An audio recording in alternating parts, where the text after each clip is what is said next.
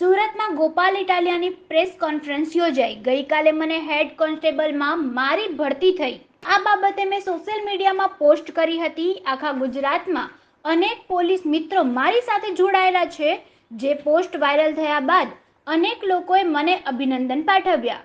મારી પોસ્ટ બાદ અમદાવાદ પોલીસ દ્વારા જે પ્રેસ નોટ બહાર પડાઈ તે પાયાવિહોણી છે. પોલીસે કહ્યું કે આ સિનિયોરિટીનો લિસ્ટ છે અને આ તમામ સામે ખાતાકીય તપાસ ચાલે છે કે તે તપાસ માટે આ યાદી બનાવાઈ છે.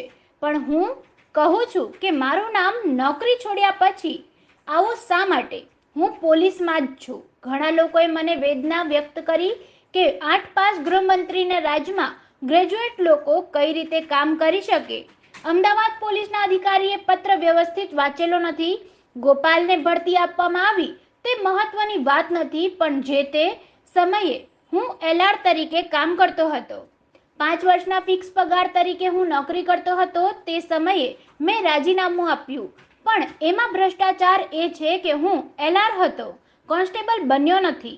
છતાં હું કાયમી પગારનો કોન્સ્ટેબલ બન્યો. હવે મારું નામ હેડ કોન્સ્ટેબલના પ્રમોશનમાં આવ્યું. આ બાબતે એક મોટો ભ્રષ્ટાચાર એ છે કે આમાં ઘણા લોકો એવા છે કે જે પોલીસમાં ફરજ બજાવતા નથી અને તેમને ભરતી મળી છે. આ યાદીમાં અનેક ક્ષતિ છે.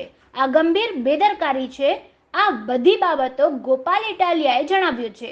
પણ તો પણ આવો સાંભળીએ કે ગોપાલ ઇટાલિયા આ બાબતે શું જણાવી રહ્યા છે.